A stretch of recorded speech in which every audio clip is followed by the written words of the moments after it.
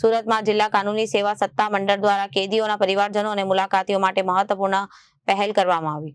મુલાકાત સે ન્યાય તક અભિયાન અંતર્ગત લાજપોર સેન્ટ્રલ જેલ ખાતે લીગલ એડ હેલ્પ ડેસ્કનો પ્રારંભ કરવામાં આવ્યો। આ હેલ્પ ડેસ્ક દ્વારા કેદીઓના પરિવારજનોને સ્થળ પર જ કાનૂની માર્ગદર્શન અને સહાય મળશે। નેશનલ લીગલ સર્વિસીસ ઓથોરિટી દ્વારા અમલમાં મુકાયેલા અભિયાન હેઠળ સુરત જિલ્લા કાનૂની સેવા સત્તા મંડળ દ્વારા સચિન સ્થિત લાજપોર સેન્ટ્રલ જેલ ખાતે 8 થી લીગલ એડ હેલ્પ ડેસ્ક શરૂ કરવામાં આવ્યો છે। આ હેલ્પ ડેસ્કનો મુખ્ય હેતુ કેદીઓના પરિવારજનોને સરળતાથી કાનૂની માહિતી અને માર્ગદર્શન પૂરો પાડવાનો છે। જેલમાં મુલાકાતે આવતા લોકોને કેસની સ્થિતિ અને જામીન પ્રક્રિયા તેમજ અપીલના અધિકારો અંગે નિષ્ણાતો દ્વારા સ્થળ પર માર્ગદર્શન આપવામાં આવશે।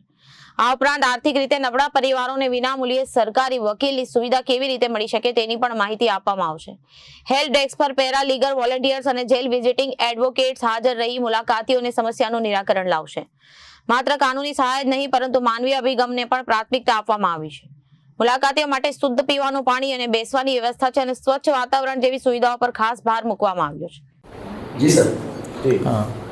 નેશનલ લીગલ સર્વિસ ઓથોરિટી તેમજ ગુજરાત રાજ્ય કાનૂની સેવા સત્તા મંડળની અનુસરમાં જિલ્લા કાનૂની સેવા સત્તા મંડળ સુરતના અધ્યક્ષ અને માનની મુખ્ય જિલ્લા ન્યાયાધીશ શ્રી રાહુલ ત્રિવેદી સાહેબની માર્ગદર્શન અને દોરવણી મુજબ આજરોજ અહીં લાજપોર મધ્યસ્થ જેલ ખાતે કાનૂની સહાય હેલ્પ ડેસ્કનો શુભારંભ કરવા જઈ રહ્યા છીએ। આ હેલ્પ ડેસ્ક શરૂ કરવા પાછળનો મુખ્ય ઉદ્દેશ એ છે કે કેદીના પરિવારજનોને માહિતીના અભાવે જે ન્યાય મળવામાં વિલંબ થાય છે તે આ કેન્દ્રને કારણે નિવારી શકાશે।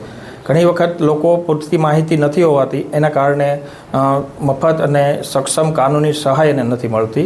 તો આ હેલ્પ ડેસ્ક ઉપર હાજર અમારા પીએલવી તેમને તમામ પ્રકારની જે તેમના લીગલ રાઇટ્સ છે એના વિશે માહિતી આપશે અને એમના પરિવારજનોને કેસના અપડેટ, કેસમાં અપીલ કરવી હોય તો શું કરવું એ તમામ પ્રકારની માહિતી પૂરી પાડશે। સર, કઈ કઈ જેલોમાં આ વ્યવસ્થા ચાલુ થઈ છે અને ક્યાં બાકી છે?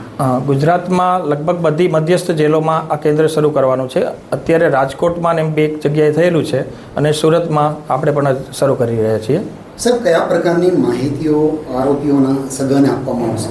આરોપીઓના પરિવારજનોને જે કેસના અપડેટ બાબત કે તેમના કેસમાં શું પ્રગતિ થઈ છે, પછી નેક્સ્ટ ડેટ શું પડેલી છે અને કદાચ એમને સજા થઈ હોય તો અપીલ કરવા માટે શું જોગવાઈઓ છે, તો માહિતીના અભાવે તે ન્યાયથી વંચિત ન રહેવા જોઈએ એ માટેનો મુખ્ય ઉદ્દેશ છે। સર, જેલ પ્રશાસન અને કાનૂન સત્તા મંડળ દ્વારા શું છે? બંનેના કોઓર્ડિનેશનથી આ હેલ્પ ડેસ્ક શરૂ કરી રહ્યા છીએ કે જ્યાં મુલાકાત સ્થળ છે આનો મુખ્ય સૂત્ર જ એ છે કે મુલાકાત છે ન્યાય તક। એમ મુલાકાતીઓ એમને પોતાના પરિવારજનો કે જે કોઈ કાનૂની સહાયથી વંચિત રહેતા હોય તો જેલ પ્રશાસને જે મુલાકાત વ્યવસ્થા ગોઠવેલી છે એ જ જગ્યાએ આપણે આ હેલ્પ ડેસ્ક શરૂ કરીએ છીએ। સર, કેટલા લોકો હાજર રહેશે?